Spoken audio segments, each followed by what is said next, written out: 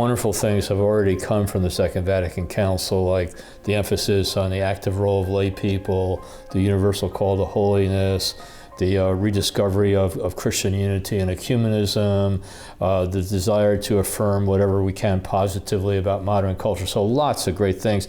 But on one of the most central purposes of the Council, we've had some problems. One of the purposes of the Council was to make the Church more effective in proclaiming the gospel to the modern world.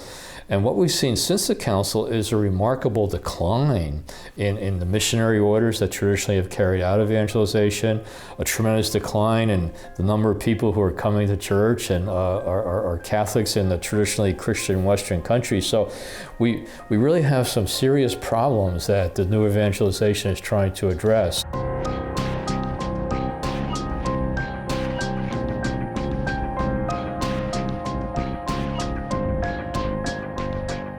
With the emphasis on ecumenism, on interreligious dialogue, which are very positive and very good, a lot of Catholics got confused saying, well, maybe it doesn't matter anymore whether people are Christians or not. I mean, there's positive values in all world religions, which is absolutely true.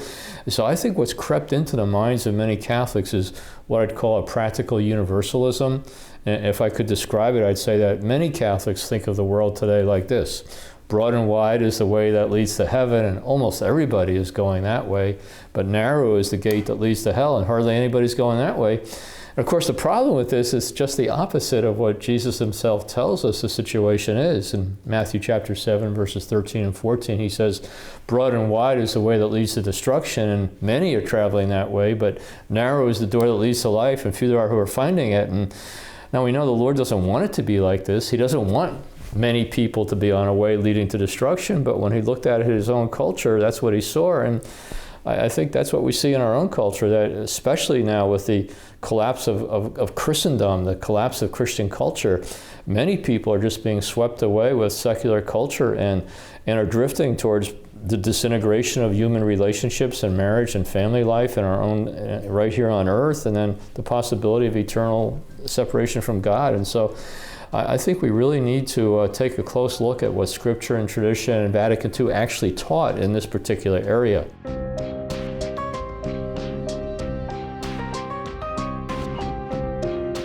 The actual teaching of the Second Vatican Council about the possibility for salvation for people who haven't heard the gospel.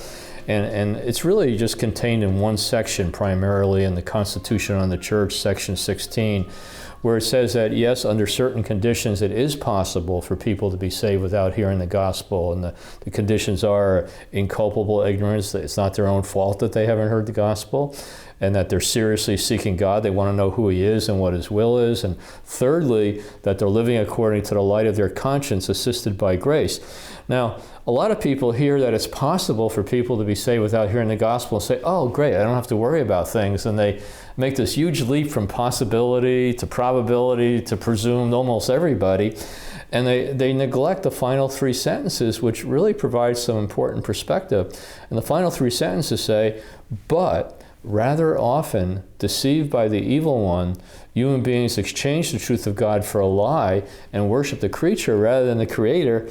Therefore, for the sake of their salvation, the Church needs to urgently carry out its mission of evangelization. So this is an important addition to what's commonly understood as the teaching of Vatican II. And I think if we rediscover those final three sentences, the motivation for evangelization will be filled out. It's not just about enriching people's lives. It's not just about, making people happier in this earth. It's really about the difference between heaven and hell. And that's just a fundamental part of Scripture, tradition, and continuing teaching of the Church in Vatican II.